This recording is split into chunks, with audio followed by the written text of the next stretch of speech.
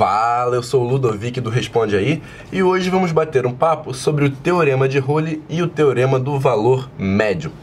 Então vamos lá. Bem, dá uma olhada aqui comigo no gráfico dessa função f. Aqui no eixo x temos um valor a e um valor b. E a gente vai ter o seguinte: para o nosso a gente vai ter um valor aqui associado f de a, né? E aqui para o nosso valor b, nós vamos também ter um valor f de b, né? Mas o que acontece é que esses dois valores são iguais. Então aqui a reta que conecta esses dois pontos é horizontal. Então aqui, ó, f de b, que é igual a f de a, certo? Beleza, mas e daí? Bem, o que acontece é que aqui no meio desses dois pontos, a gente vai ter um ponto aqui no topo da colina, onde a reta tangente ao gráfico vai ser horizontal. Então seria mais ou menos aqui, ó. Então a reta tangente é horizontal, ok. Uma reta horizontal tem coeficiente angular igual a zero. Ela não está nem crescendo nem decrescendo, seu coeficiente angular é zero. Mas o coeficiente da reta tangente, o coeficiente angular da reta tangente é a derivada, né? Então isso significa que nesse ponto a derivada é nula. Então temos que f' é igual a zero. Então é isso que o Teorema de Rowley vai nos dizer. Que para a nossa função f, se f de a é igual a f de b, então ali no meio do caminho, no intervalo AB, existe pelo menos um ponto onde a derivada se anula. Mas não precisa ser só um ponto. Então vamos ver aqui uma outra função h. Novamente, temos o nosso a, com seu h de a, certo? E aqui também o nosso ponto b, que vai ter um h de b que está na mesma altura, certo? Então aqui está, ó, h de b é igual a h de a, ok? Então aqui no meio do caminho nós vamos ter não um, mas três pontos onde a reta tangente é horizontal. Então são esses três pontos daqui, olha. Então nesses três pontos a derivada vai se anular.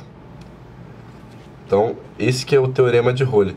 Mas será que ele vale para qualquer função? Então, aí que tá, ele não vale para qualquer função.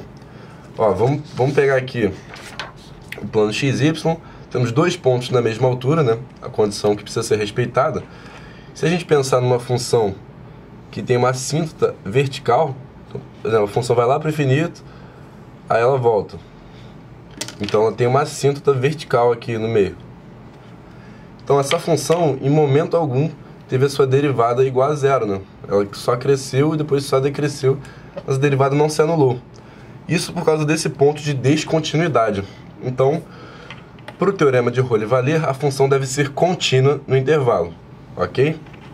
A gente pode pensar numa outra função ainda. Uma função, ó, que tenha um ponto de quina, como essa função daqui. Então, para essa função também, em momento algum, a derivada se anulou. Porque aqui nesse ponto de quina, a derivada simplesmente não existe. Ok? Então, se ela não existe, ela não pode ser igual a zero. Então, para o teorema valer, a função também precisa ser derivável no intervalo. Tudo bem? Então, sem mais delongas, vamos ao Teorema de Rowley. Então, as condições dele. Temos que ter f contínua no intervalo fechado AB e f derivável no intervalo aberto AB. Já já eu vou explicar a diferença dos intervalos. E a terceira condição, né? F de A igual a F de B. Então, dadas essas três condições, a gente vai ter, pelo teorema, que existe pelo menos um número C no intervalo AB, tal que F' de C é igual a zero, o que, graficamente falando, se traduz por uma reta tangente horizontal, ok? Mas agora vamos ver essa questão aqui do intervalo. A função tem que ser contínua no intervalo fechado e derivável no intervalo aberto. Vamos começar falando da continuidade, ó. Vamos pegar essa função, vamos supor que ela é contínua aqui em A e vem até chegar em B, onde ela tem um salto, ela tem uma descontinuidade justamente aqui em B. E ela vem aqui para baixo. Então nós vamos ter que f de A é igual a f de B, a função é derivável, Só que ela não é contínua justamente na fronteira, que é o B. E aí a gente pode ver que em momento algum a derivada está se anulando. Então o teorema não vale para essa função, ok? Então a continuidade tem que ocorrer no intervalo todo fechado. Mas agora, a diferenciabilidade. Por que a função não precisa ser derivável nas fronteiras? Bem, é o seguinte, a gente está se interessando no que está acontecendo ali entre A e B. A função poderia ter, por exemplo, um ponto de quina aqui em A, o que tornaria ela não ser derivável em A, mas isso não tem nenhum problema, a gente está se interessando no que está entre A e B, então essa quina aqui não afetaria em nada. Então por isso a função não precisa ser derivável nas fronteiras. Então, recapitulando, isso é importante, a função tem que ser contínua no intervalo fechado AB e derivável no intervalo aberto AB, certo? Então, aqui, botando mais uma vez, o teorema de Rowley se traduz então por um ponto C, onde a derivada se anula e a reta tangente é horizontal. E aí quando a gente vai passar do teorema de Rowley para o teorema do valor médio, o que acontece graficamente é o seguinte: a gente vai rodar este gráfico daqui, vai ficar assim. Então o teorema do valor médio é uma generalização do teorema de Rowley, onde nós não vamos ter a condição f de A igual a f de B. Esses dois pontos vão ter alturas diferentes, ok? Então vamos ver isso daí um pouquinho melhor. Pegar o gráfico então dessa função f. Nós temos então aqui de novo em x igual a A, vamos ter aqui o nosso f de A. E aqui em x igual a B também vamos ter o valor de f de B. Então nós temos esses dois pontos que estão no gráfico da função. Aí vamos conectar esses dois pontos. Agora a reta que liga os dois pontos não é mais horizontal, que nem ali no teorema de Rowley. Ela vai ser inclinada. Então o que o teorema do valor médio vai nos dizer é que aqui no meio do caminho entre esses dois pontos vai existir pelo menos um ponto onde a reta tangente é paralela a essa reta aqui. Então seria mais ou menos aqui, ó. A gente vai ter que a reta tangente é paralela a essa reta. Então aqui, as retas são paralelas.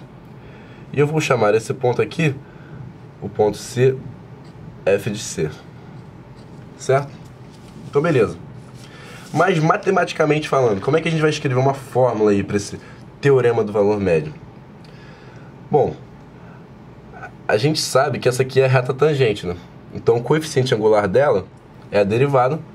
Então o coeficiente angular dela é f' de C, certo? Mas a gente sabe que essas retas são paralelas, então elas têm que ter o mesmo coeficiente angular. Então se a gente conseguir calcular o coeficiente angular dessa reta, a gente vai estar achando o f' de C, correto?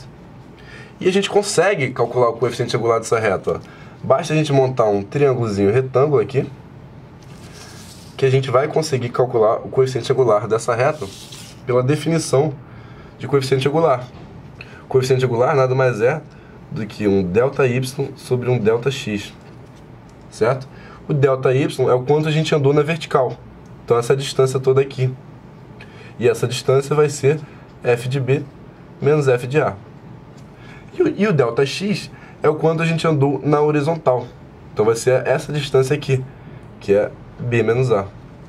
Então assim a gente acha o nosso f' de C, que vai ser o seguinte: f de B menos f de A dividido por B menos A, certo? Então aí está a fórmula do TVM, o teorema do valor médio. Então agora vamos ao teorema.